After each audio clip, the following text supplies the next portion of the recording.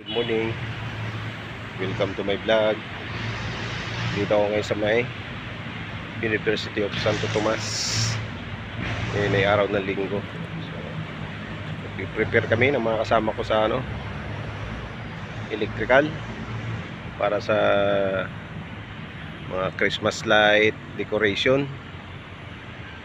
Maagang pag-i-install ito. So, gawa ng meron kasing gaganapin dito na U-up. Dito gaganapin yung opening. Ang UST ang mag-host. Kaya i-prepare kami dito sa may front ng UST, dito sa side ng Espanya. Maglalagay kami ng mga Christmas light decoration. Umpisa ni mga kasama ko. Yun yung mga nilalagay namin, yung mga strip light dito sa naka-design ng mga flat bar, saka mga round bar, square bar. So yan, didesign yan para lagyan ng mga strip light. Mapapansin nyo, nakahubog yung, nakalapat na maayos yung mga strip light.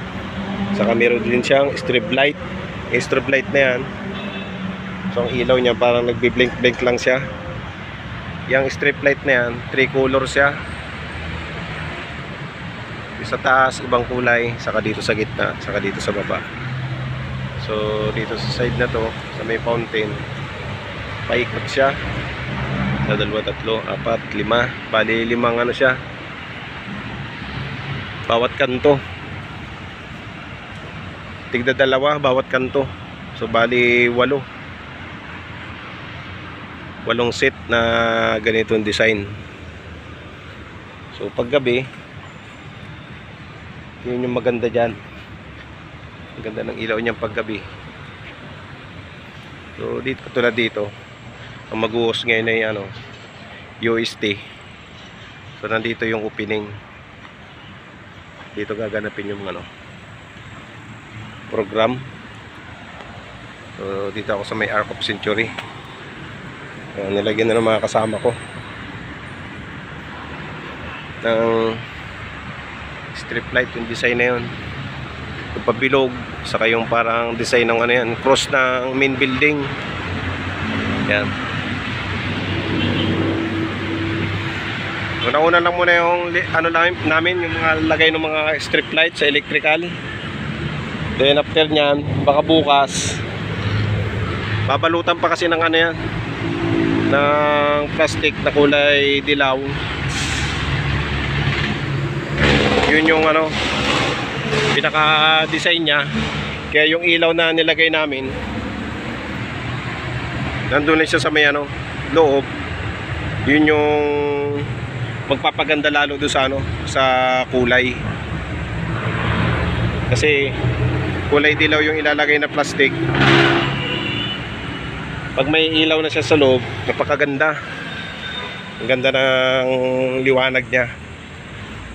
Kasi yung ilalagay na plastic, magandang klase rin siya. Parang nagre-reflect siya. Yung liwanag nagre-reflect doon sa plastic. Kaya maganda yung maganda yung liwanag ng ilaw. So dito rin sa may kabilang area, ganun din. Gagawa pa yung mga kasama ko.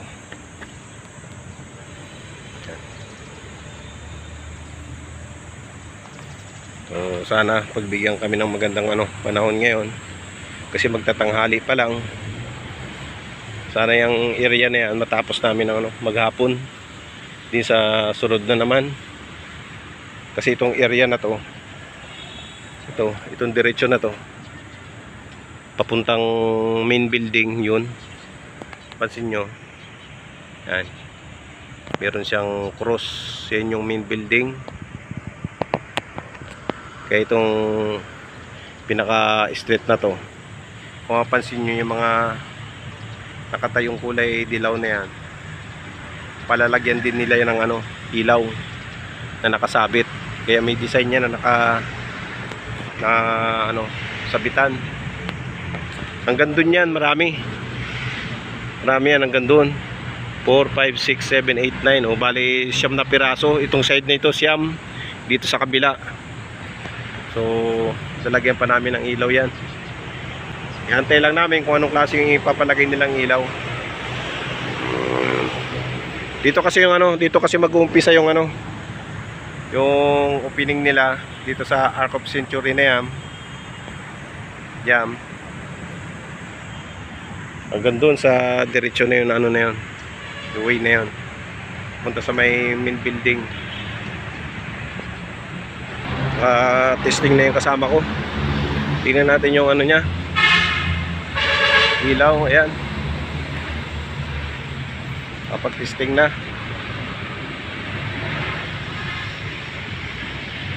Ganyan lang yung liwanag nya, pero pag gabi maganda yan. Dilaw yung sa taas, puti yung dito sa baba. Tapos meron siyang tigdadalwa na ano, na strobe light. Strobe light ang tawag dyan. Papatay sindi yung ilaw nya. O, magkaiba palang design to. Dito dalawa, dito tatlo. Ito yung mga gagamitin naming ano, mga wire, royal cord. So napakaganda nitong wire na to. Kahit gulungan ito ng mga sasakyan, hindi siya basta ano, masisira. So ito yung tatawid dito para masuplayan yung ano na yan, mga install naming ilaw. Ito yung pinaka main breaker namin dito. Ayan, dito yung kukuha sa mga breaker na yan.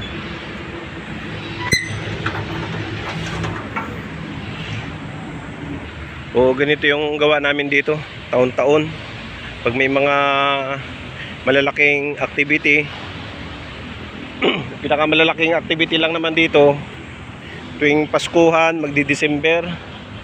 Tapos tawag dito, Makaluryat. Pag may mga ano na, magga-graduation yung mga estudyante, kakaroon dito ng mga program dito sa may field na to, yung Makaluryat Mass ang tawag. And then pagdating naman ng pasukan,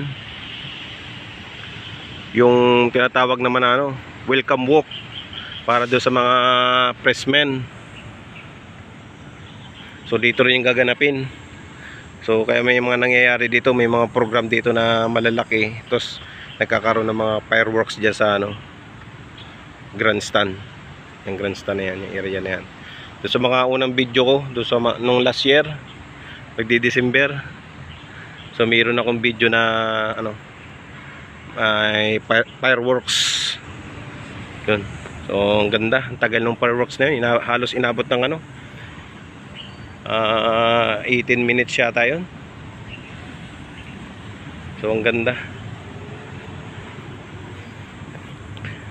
So yun muna guys ang ano, update dito sa ginagawa naming ano, preparasyon para sa opening ng ano, ng UAP hosted by UST. So marami pa kaming gagawin dito. So yan lang muna yung may share ko. And then baka ano, mismo sa activity rito sa program, so nandito rin ako. So kagandahan nun, makakagawa ako ng ano, mga video na may share ko sa inyo. So yun muna guys, maraming salamat sa panonood sa aking ano, mga video. Babay na muna.